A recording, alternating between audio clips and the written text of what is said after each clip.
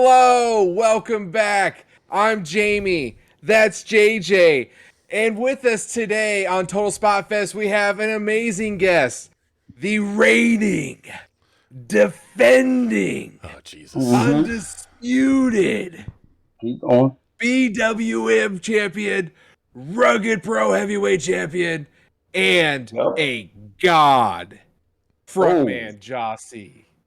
Oh, that was really good. But if I could do it just a little bit better, Jack, think you good can. looking and most certainly touched by the hand of God. Not only am I God's last gift to the professional wrestling industry, but I happen to be one of a kind, and my name ain't even Rob. Boys, how are we doing today? See, that's how you go, Jamie. That's how we do it. So I could be a decent manager, but I can't do that. you can't do. You got to go to But hey, school. You got to hey, learn. don't feel bad. Not too many people can. Not too many people can. No. Not many people hold a flame up to you, my friend. So thank you, Ja, for joining us here today. We do truly appreciate it. For everybody out there watching and listening, welcome. We are sitting down with the undeniable wrestling god, Frontman Jah-C, who we've gotten to see quite a few times here in our local promotion, Journey Pro Wrestling. And I know you've been around quite a bit this far this year. I think you've, 15 promotions thus far? Oh, something like that. See, listen, I don't keep track like a lot of the other nerds who try and fail at pretending to be a professional. I don't have the notebook with all of my matches. You know what I have? I have moments. I have moments and memories that live in my mind because that's what I do. I live in the moment. I couldn't tell you how many promotions. I could tell you it's a lot. I could also tell you it's also not enough. I've got so much more to do. I can tell you this too. 2023, the front man's taking his tour over across that pond, and then we can talk about how many promotions There you go. I'm out here doing the thing for. Which side of the which pond? pond? You go Which to UK or pond? you go to Japan? Ooh. Hey, listen, it depends on who's paying the most. That's fair. That's fair. But I will would say love to this, see you over in the Japan. United Kingdom. Ooh, listen, you make me the bad guy. I was going to say the United Kingdom seems dope, but now you put Japan in my face. I was just going to leave that out there for that to be an imagination. But Korakuen Hall or Tokyo Dome, that could be in Ja's future. Oof. You and Noah, or you doing some New Japan. Oof, that just trips my trigger. Just like Jamie's sweet spot is always Japan. He always tends to fall back to Japan. I think Big fan of the strong style. Very big fan of the strong style, catch wrestling. Matt, yes, big fan. I'm the flippy spinny Kenny shit Omega, guy. Okada are my boys. Like that's my pinnacle. Okada's right there.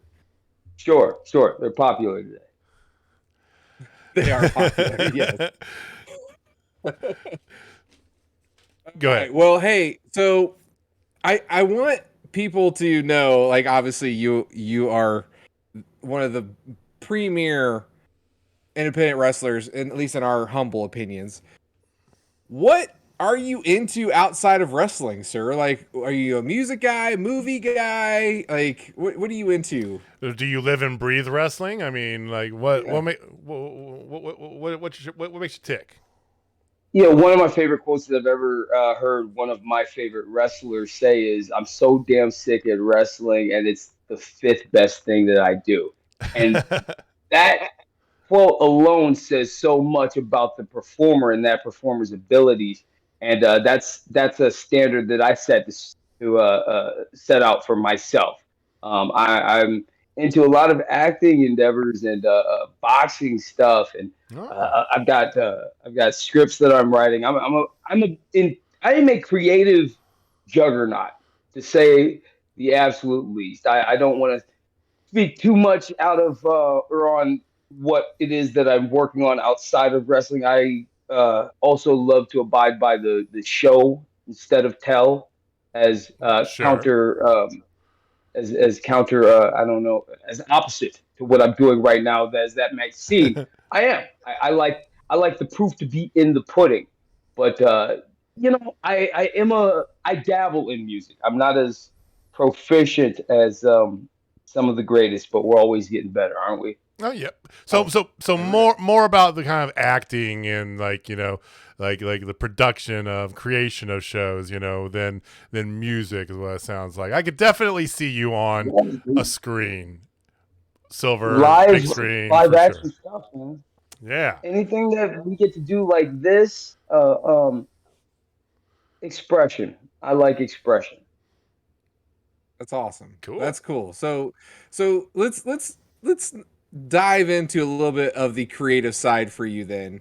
And what are some of, speaking of the obviously the show and the art, what are some of the things that you have drawn from to help mold or help guide or what's the word I'm looking for? Drive you, like what like music wise or writing, like who's an inspiration to you to like, man, that I kind of want to take pieces of what they do and make it better because I'm better, obviously, to your point, but like what is a piece that drives you or inspires you, a person or a piece of music, something. A lot. I would be remiss if I didn't point out the biggest inspiration in my life as is Michael Jackson. 100%. I've never to this day still never seen as good of a artist, live performer, just an interesting being all around. The presentation, uh, I'm a David Bowie fan and Prince, and you can pick up on the eccentricities that pique my interest. Yeah. But on the acting side, man, and in movies and film and that sort of thing, I've always been a big Denzel Washington fan. I, Okay. I, I love his work, all of it. Um, uh, but Quentin Tarantino, as far as film making, or Spike Lee, um, yeah, I've got a plethora of influences. Another big one would be stand-up comedy. I Hmm. Okay. love stand-up. The maestro rocking that microphone and just manipulating the emotions of the crowd. It's very much in line with what we do inside that squared circle. But what I find so intriguing about stand-up comedy is so often you have a single guy selling out thousands of seats Right. for him and his art and his mind. And it's going to be the Frontman Jah is going to adapt that in the world of professional wrestling somehow, some way.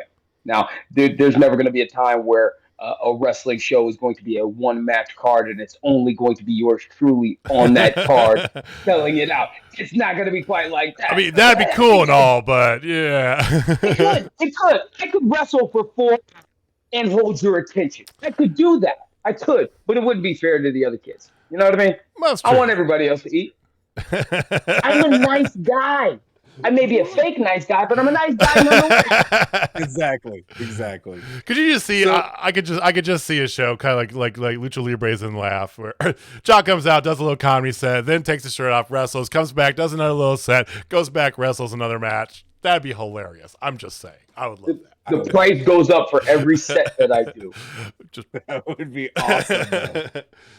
So who are some of your stand-up comedians that you love? Like George Carlin, Eddie Yeah, Murphy, you you know. know. Listen, you just taking the words out of my mouth, Jamie. Jesus, I'm you sorry. want I'm me to do sorry. my part or not? No. Eddie Murphy. Okay. If I'm ranking my influences, Mike's probably number one. Eddie Murphy is 1A. From the films, from okay. Raw and Delirious. I love He's Delirious. another guy. Isn't it the greatest? Isn't it the greatest? Well, you know what? Delirious is fantastic, but Raw, you got to take into account he was 20 years old. He Right. was 20 years old when Raw he was did a that. seminal moment. I personally like Delirious just because of some of the content a little bit more. The whole Puerto Rican thing was hilarious. Inside joke with me and my Yeah, friends for years. But I mean, Raw was that seminal moment for sure. absolutely. George Carlin. I'm in the middle of a George Carlin documentary right now on HBO Ooh. Max. There's a Hmm. shameless plug. I'm a big fan of his. Big fan of his. He's a very intelligent person. Right. And today, I like Andrew Schultz. He's a Mm, younger okay. guy. Uh, he's I can't say he's coming up, like he's blowing up right now. Yeah. Um, and local stuff. I keep an eye on other on open micers and on younger talents because I appreciate the craft. That's if there's anything about me is I am in love with an artist. You know, rather than a singular art, it's an artist's ability to pull something out because creation is just creation is always better than competition. I think because it just comes from a different, a special, mystical place inside of a person.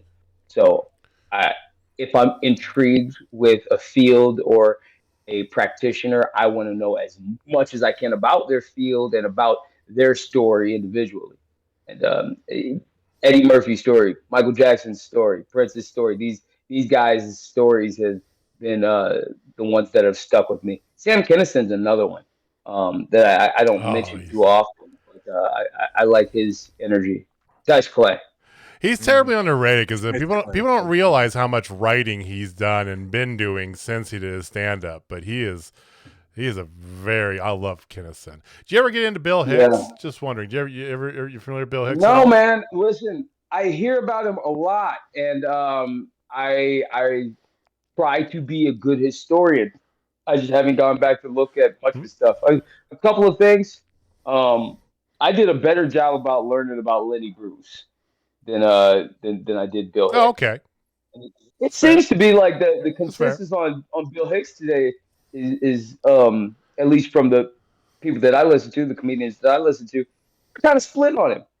So I'm gonna check him out because I want to It's know what the comedy game was like during his day. it was interesting because you hear a lot of him in like Dennis Leary and kind of that sort of stuff, Yeah. shortly thereafter him. But I don't know. He was one that I kind of got into when I was like going through puberty and like discovering adult things, right? It's like, okay, Yeah, this guy cusses a lot. I like him, right? Cool. So yeah. got him, but also then, Eddie Murphy and, then that led me down the path of finding old, a bunch of other stuff, Carlin and, so anyway, just food for thought there. I'm a big Pablo Francisco fan, and Ooh. some people Pablo don't. Francisco. Yeah, like that's where everybody's like, who? It's like, Yeah. so he came to like Educate. he was at local Kansas City one time, and he was at Stanford and Sons. Think about it. They're not even around anymore. But he was there, and I got free tickets, so my wife and I went, and like I have never laughed so hard in my life. And I mean, I've seen Cat Williams, I've seen some of these other guys, and this dude just got me. And like he was on Last Comic Standing, Okay. with Comedy Central. He did a big thing with a few of the like when the Kings of Comedy came out, like they had the Latino version basically, and he toured with that with who's the guy who stole everybody's jokes? That Oh, Mancia, Mencia. Carlos Mancia. Yeah, he was on there with him. Yeah, that was whatever. He like I Carlos heard him telling a Mencia. Richard Pryor joke. It pissed me off while I was in there. I'm like, man, that's a Richard Pryor joke. You can't do a Richard Pryor Oh, joke. that's ballsy. That's Yeah, ballsy. I think people wouldn't notice. I mean, that's Yeah. of all jokes to steal. As a former Richard Pryor like hardcore nerd, yeah. So you say Eddie Murphy, you say Michael Jackson. So actor wise, you mentioned Denzel, and rightfully so. That guy, like anything he touches, is freaking gold. What was your favorite role that Denzel did? Ooh. Mhm. If people know me, they'll think that I'll say Training Day, Mm, and I love Training Day. It's probably my favorite movie, but I think his best performance is actually split between either John Q mm, or Fences. John Q, Oh, okay. the story of a father going to the absolute darkest side of his, you know, morale to save his son and get him a heart transplant. I love that story, and I love the execution of it. Um, Fences was just it was just poetry in motion. from It's a start to beautiful finish. movie. Yeah, great. There's a tremendous scene where Viola Davis's character is explaining to Denzel's character that they've been in the same place for 18 years together, and he's not seeing that she's in as much pain and strife as he is, and that's a tremendous one. Um, that's just one. That's one that's on my brain. But John Stewart, Training Day, Okay. The Equalizer. Oh, come on, Pelican Brief. Uh, Glory. yep, Dude, Glory, and on him and Fire. Glory, the moment when he was getting whipped and he didn't make a sound, but that single tear just coming down, I'm like, oh my god, like you Denzel is felt the it, king of the single tier. He is Yeah. the right? king of the single tier, and How's that he possible? he always looks like a badass while it's falling too, Oh and yeah. still intimidating. He looks I don't more get it. badass when it's falling because it's just a single tear. You're like, oh, he's got emotion, Sure, but wow. sure. It's kind of God, like no, me when the Denzel's guy that amazing. I'm wrestling just so happens to get the upper hand, and it looks like I'm looking for sympathy. I'm never looking for sympathy. Come on, Right. I've got the upper hand. So cool, so cool. You know, and I'm glad you said Denzel because I'm a huge Denzel fan as well. Like Malcolm X, I felt like was probably one of his best roles. Like he committed so hard and like he made such a statement and brought back so many great things within. Like it's just Malcolm Yeah. X. Like that was probably one of my favorites with him. Man on Fire was all right. Like I know a lot of people like Man on Fire. I was okay with it. Deja Vu though, I really enjoyed Deja Vu personally. Sure. So I With don't. bloated Val Kilmer.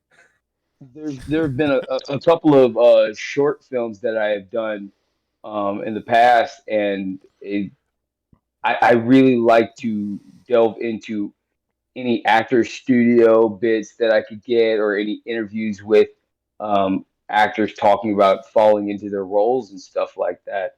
And he's one of my favorites to listen to for sure. He's so damn smart. Like in the way he talks about things. Like honestly, I know Denzel's the this feels man. I like mean, come I'm on. Yeah. yeah, I feel like I'm Yeah. marking on you a little bit when I say like the way you Well, are you are talking about you're art kind of a and things like mark, that. Jamie. Like It's okay. yeah, well, that's fair. But like he talks about it like in the same sentiment. Like he's always like it's about the art, the craft, and things like that. And it's like God, like I see the influence legit. I really do try to defend the art part of what we do in this industry more so than ever, or more so than anything else, because we're in a day and age where I'm gonna sound kind of like the bitter jealous guy, but we're in a day and age where it's like you're not quality until Twitter tells you so, and That's that fair though. allows so much BS to fall through the cracks, and it has sometimes manipulated what it is that we do, and it's tricked these young kids into thinking that it's about the crap that it's not about. And it's not. That's not a new sentiment. It's the quote or it's the line that has been said since the beginning of time. Kids need to slow down. Worry Hmm. about the small. Less is more. All of those things. But more than anything, the emotion, I think, is. Is what that's the special ingredient that we need, Well, I and mean, it can't be found just watching and indulging in what is already going on. We have to be able to look outside of our artistic world to pull things back into it to freshen up what it is that we do. yeah, I mean, I think that's a valid point because really, when you look at it, professional wrestling is equal parts, uh, mostly, but it's two parts. You have the athletic part, athleticism, and then you have the artist part, Sure. artistry. So, there's a healthy mixture there. And if you're all flippy spinny shit, and I love that, it's cool, but Mhm. you're just a random person doing nothing but, flips and spins and stuff. And it's like, that's cool to watch for a hot minute, but that won't draw you in. That won't make the marquee or sell the shirts or be the person you want to go see, because it's like it's the experience, like Jimmy, he's calling the Jimi Hendrix experience, right? It wasn't just a band; you had to be there to feel it. And I think that honestly, and I'm not trying to like dog on specific people or generations or whatever, play old man, but I feel like you're right, that does get lost in a lot of people, that they just they want to know how to do the moves, and that's cool and all, but you want to sell the seats, you got to give the full package. And then, something that we first fell in love with you. The first second we saw you in our local promotion here, we're both like, all right, yeah, we're in for this guy. Because within 3 seconds of you coming out at that outdoor show, Weekend at Journeys, we're like, sold, we got it. We know. This man understands us. Yeah. And listen, you ain't seen nothing yet. I hope so. I hope not. And honestly, I full on believe that. Absolutely. So we understand now the artist side of you. I feel like we have a good understanding of what drives you artistically. Now, what are some of the influences you had from the wrestling side? Like I said, I'm a big Japanese wrestling guy. Like Kobayashi, Okada. People of that ilk. What are some of the wrestlers that inspired you to want to be a wrestler, or inspired your moveset, if you will? I would never claim anybody as far as like inspiring my move set, because what I do is always adaptable to what scenario we're in. My fight is every fight's different. So every movie in that ring is different. But guys that got me feeling and got that pulled me in, and that I continue to um, look to draw inspiration would be Shawn Michaels, of course, The Rock, Eddie Guerrero. I was a huge Eddie Guerrero fan as a kid. He was my favorite. Um, and it's sometimes thinking about what might have been or what could have been. Like if Eddie was still here, what puts Sean in my number one spot is, for one, the longevity, his ability to do it all in house in the same place. That's something that gets looked over a lot of the times when we're talking about how Shawn True. Michaels is the greatest of all time. He's the greatest of all time because of what he was able to accomplish, but what he was able to accomplish was all in this one space. So we got to watch the entirety of this movie character's arc, all in one place. We didn't have to flip a channel to get to see what Sean has been up to. Brett is tremendous. Brett is fantastic, but and he did have a tremendously long career in WWE too. So his WCW stuff was actually rather short. But Sean's a big one. Eddie's a big one. The Rock's a big one. Obvious with Seth Rollins, man. I think this past year he is moved into my. He's the guy. He's the guy, and Cody Rhodes is really good at getting people talking about him and getting you interested in what story he wants to tell you. Seth Rollins is really good at making everything that comes at him really damn good. And that is a skill in and of itself. How many times have we seen a guy in that company get handed the book? Hey, man, this is what we want. Go out there and do that. And then they drop the ball. All the time. You know what I mean? It happens all the time. They look the right part. Maybe they could even wrestle a little bit, or they know a line or two, right? But they drop the ball. Seth freaking Rollins, excuse me, Seth freaking Rollins does not drop the ball. And then I get to call that guy, my Yoda. So that's kind of cool. Okay. That is cool.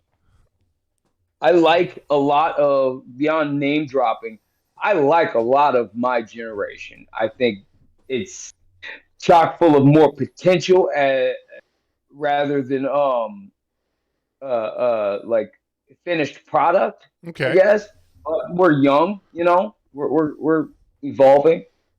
Guys that I like Charles Mason is a very creative guy out there. Um, he could not hang with me in the ring to save his life. Jordan Oliver's. I like Jordan Oliver because I found he and Blake Christian a few years ago when they did that 24-hour show. And Right. again, I'm big on respect, man. And those guys they competed for 90 minutes in front of no people. Like, dude, that's something. That's something to me. That's respect to me. I don't care what you do running around or what people are tweeting about. Like, it's what's put into it, and those dudes put something into it. I respect that. Um, and there's several other guys. I got a laundry list of guys that are going today that I would like to do something with, and that inspire me. Well, I can't say inspire if I'm being transparent, but they get Motivate. me excited.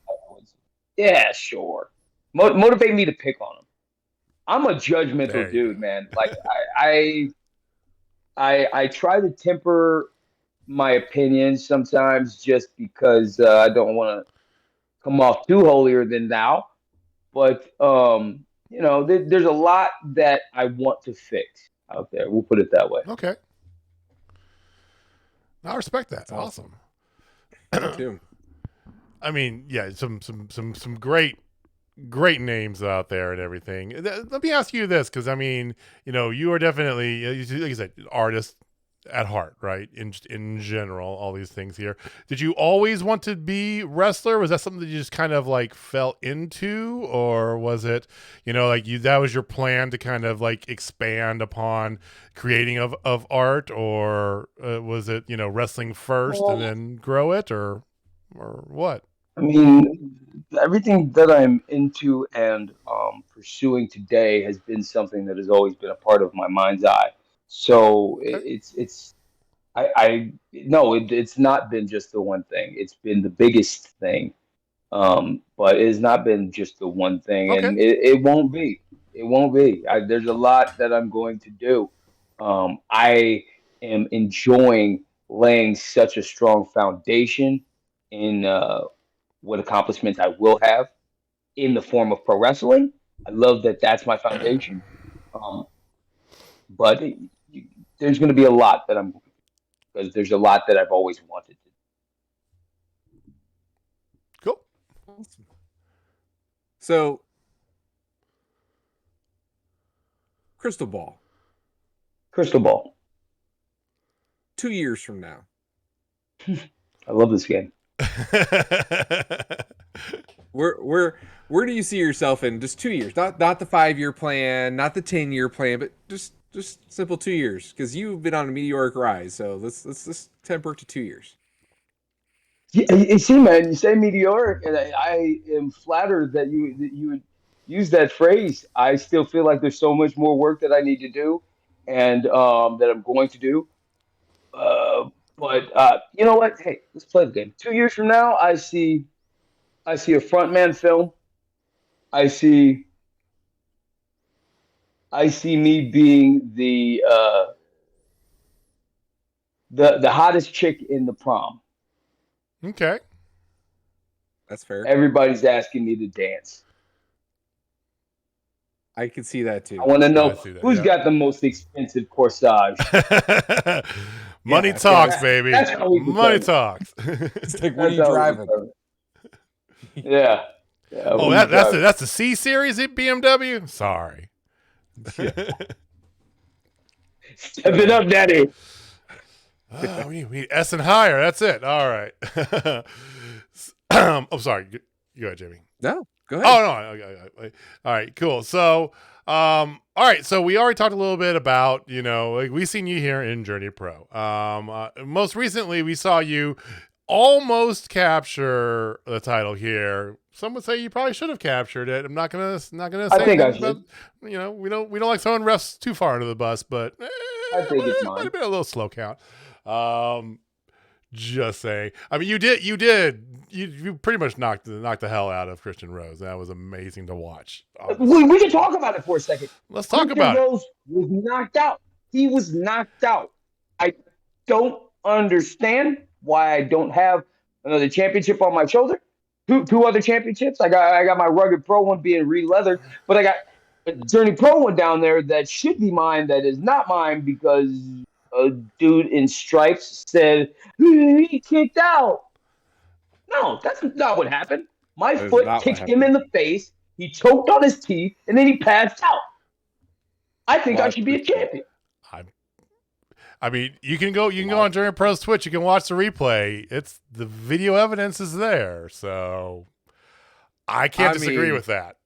You kicked the shit out of him. Like we were like second row, and we were all just like, "Oh, he dead." Hey brother, best damn super kick in the game. It always wins. It's well, the foot finds the face.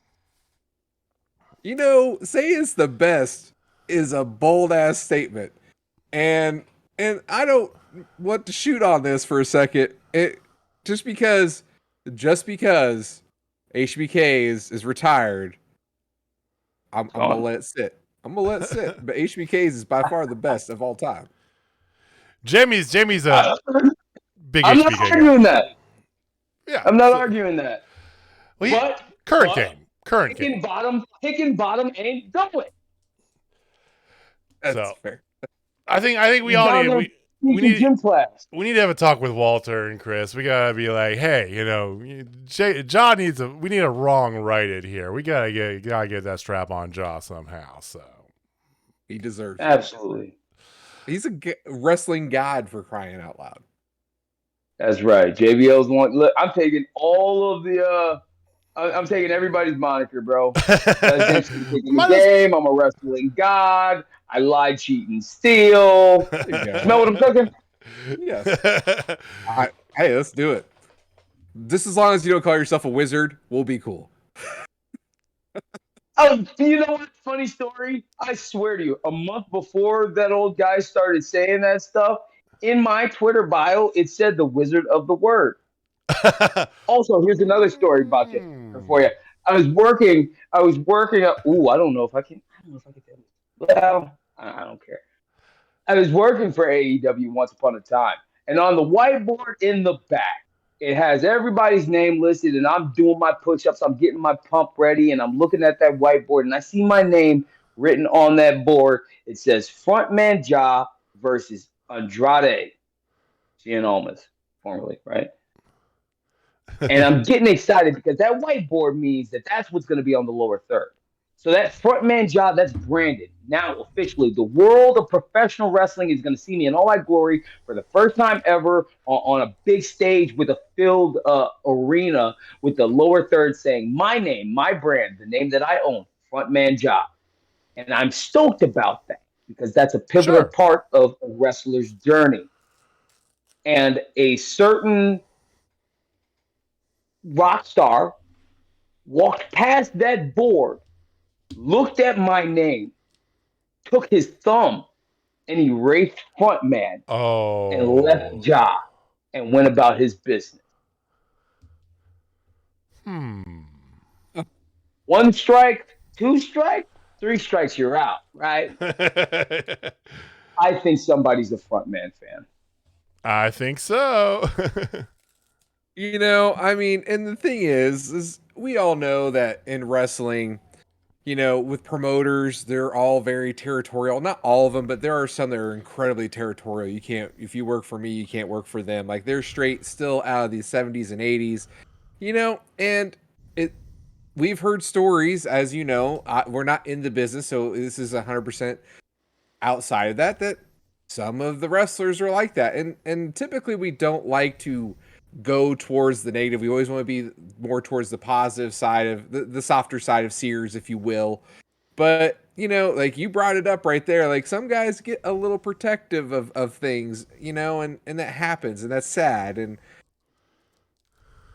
can I ask, was there a positive that happened? Like, was there a positive? Hey, listen, the action in and of itself was a positive. I presented it and it may come across as a negative, but the fact of the matter is that dude that's been rocking the top of the pop charts on TV on more channels than I can count for the past 30 years, developing a name for himself in Mexico and in Japan and in Canada and in the United States, interrupting Dwayne Johnson to kick off his luxurious career. He looked at that whiteboard. He seen something he liked and recognized that that's something that he liked was not attached to him. And he took that away from somebody that is probably going to be so much better than him. So in and of itself is a positive because I know whether he ever admitted or not, you've seen that. You've seen me and pretended not to, but positive nonetheless. Proof is in the pudding, 100%. Because for me, if it were me, and this is why I'm asking you, that would motivate the hell out of me seeing that. Like it would put me into a completely different stratosphere. You remember that part of the interview when I said you ain't seen nothing yet? That lit a fire under my ass like nothing before. Hey. I bet. Like that's amazing. It's like I will make you remember. You can't erase awesome. this shit. That's a great story. You got me all motivated about it. Jamie's getting pumped now. Yeah. All right. So generally we like to do we have to play a little game around here. Do you have any more you want to get into? You want to go into No, I think it's a perfect segue to the game. So we like to play what we call impossible games, Ja. So nothing's impossible. Oh, okay. Well, let's see here. So we have a couple different variants. For those of you who are regular listeners, you'll be very familiar of our possible games. Of course, I'm terrible at creating them, so I'm deferring to Jamie again. Jamie, what impossible game have you made for our guest today? We have a simple feud, faction, or fire game. And this is basically very similar to F, Marry, Kill, Kiss, Marry, Kill, whatever you want to call it. So I'm going to give you 3 names, and you have to choose to either feud with them, like you'd have a feud, you would faction with them, you'd have an alliance, or then fire. They're gone from existence. They were never to be heard from. They were never heard of ever. Okay? Okay. Your 3, Michael Jackson, Eddie Murphy, Denzel Washington. Whoa, come on now. It's impossible. That's why it's an impossible game. Okay. And I listen to what you say, sir. Okay. 1 second. That's a good one, right? I have to fire Denzel because the exit speech would be so impactful. Oh, you're firing me? All right. Okay. Best justification ever, right there. Feud faction. What's the other one? Fire. So you fired Denzel. So you got a feud with one, faction with the other. I'm gonna feud with Michael, and I'm gonna faction with Eddie. Faction with Eddie. Okay. Yeah. The Michael feud would push me to the greatest level of performance of all time. And the faction with Eddie, if I'm buddies with Eddie and I get all of those movie roles, man, like, my work here is done.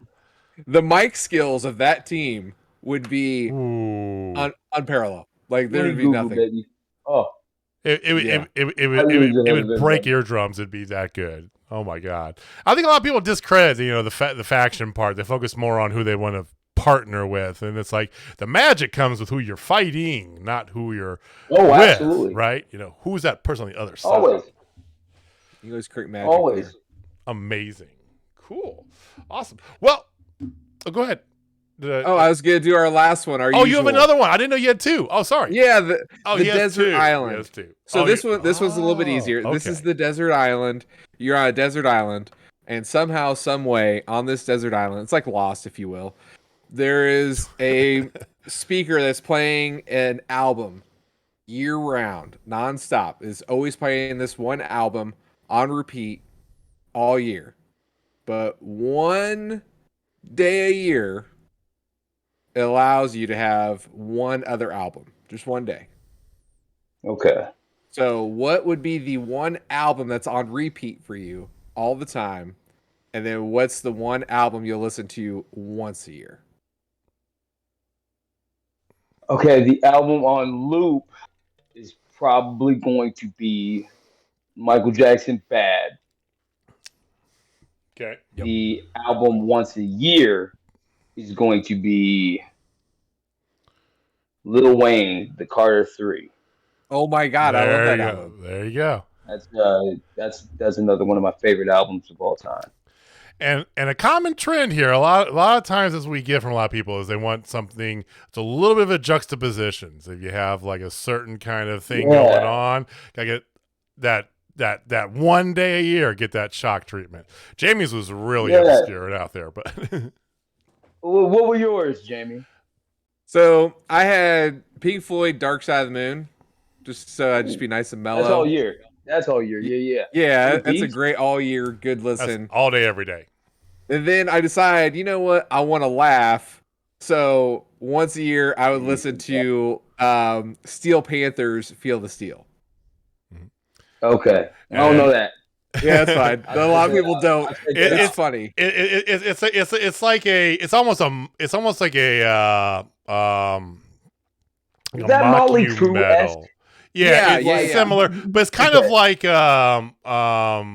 what is the they're movie? Parody. The parody. Yeah, they're like it's like a Weird Al type of deal. Yeah, kind of. Right. They're but they have their own songs. Like they don't redo songs. Like one of their songs is literally called like Weenie Ride or Gang Bang at the Old Folks Home. Just to give you an idea of what they think. A lot of sex things. I've been through both of those things this past year. You know, Gang Bang at the Old Folks Home. Hey man, it'll happen, man. Hey, can't get off. Yeah. So mine was a little more on point, you know. So I'm Jamie of the two of us. Jamie is much more the cinephile. I'm more of the audiophile, and I'm real big in like metal and stuff like that too. So, well, mine was Rage Against the Machine, self-titled, as my all day, every day, all year round. And my once a year was Led Zeppelin 4. Oh, okay. So you got good taste on this thing, man. Thank you. I should have had my notepad. You brought the noise too, man. You had two amazing albums. Now, most people would go for Thriller. I think you're better off seeing it in Bad. Is personally my favorite of his. I like some of Thriller, but Bad as a whole, I think, is the better album. I agree, and you know, as far as Michael Jackson, actually, I'm bigger on his live performances than I am just listening to his songs. Like, don't get me wrong, I'll definitely jam out some from time to time on an album, but I like going back to watch his live performances. My all-time favorite, and I'll give you two stories actually. Okay. My all-time favorite live performance of his is the concert is live in Bucharest. That is the history tour. I want to say, or that's the Dangerous tour. Excuse me. Okay. In 92, I want to say 91. 91. Thank you. That one's great because I got a DVD for Christmas back in 2013. I want to say it was. No, I was still in high school, so probably back in like 2010, 2009. And when we had just moved across town, and I was starting a new school, so I didn't have any friends, and I went through that whole loner phase, man. And if I wasn't watching wrestling in the media center during lunch, then I was going home to throw on Live in Bucharest, and I would recite each dance step. And I'm not the best dancer in the world, but I got that performance down, man. Awesome. I mean, you danced quite amazing on WB TV. I mean, that is a thing. That I did. Poochie Adams did. Poochie Adams, that was the stripper. Yes. All right. As far as my mother is concerned, as far as my mother and my father are concerned, their son has never shaked his hips for dollars. But my buddy Poochie Adams has. Poochie Adams. So technically, he'll do something strange for a little piece of change. Hey, you know, I truly appreciate that because there's a smattering of bands that I like that are 100% better live than on album. And Energy that they're able to conjure up. yeah. Jamie, that band I'm going to see next weekend. For those of you listening, this already has happened, but just to let you know. So I'm actually going down this band that me and a friend of mine were real big into college on. They're having a 1 weekend only original members reunion show. And as soon as we heard about that, we're like, get on that pre-sale. Go. We are going. I don't care. I don't care how much it is. Go. Because their music's good. I enjoy it. But them live is unbelievable. Just the raw energy and the emotion. Love it. Love that. Isn't it just the greatest thing to be back in the live world? Oh, it's so good. Mm-hmm. So good. First concert I went to, like the lead singer or the headliner, he wasn't there and they kind of had a fill-in, but I didn't care. I was in a hall feeling it again. And that's what gets me is like people always like, who aren't, it's like to feel the music, that's what, I love it. It's great. Yeah. All right. I'm getting chubby. We need to slow down here. So anyway, we're actually running close on time here, so we want to turn over to you now. We like to turn the mic over to you because it is your microphone and you deserve it. So we're gonna give it back to you, Frontman. And this is your time. Plug whatever you want. You're in Plug City. Go to town. All right. Follow me on all my social media. It's at Frontman Jah, Jah, on all platforms. Twitter, Instagram are my most active. You can also follow the page on Facebook, the fan page on Facebook. Subscribe to my YouTube channel, Frontman Jah. I'll be uploading all of my original content, and the next 18 months is slotted to be really, really cool as far as content creation is concerned.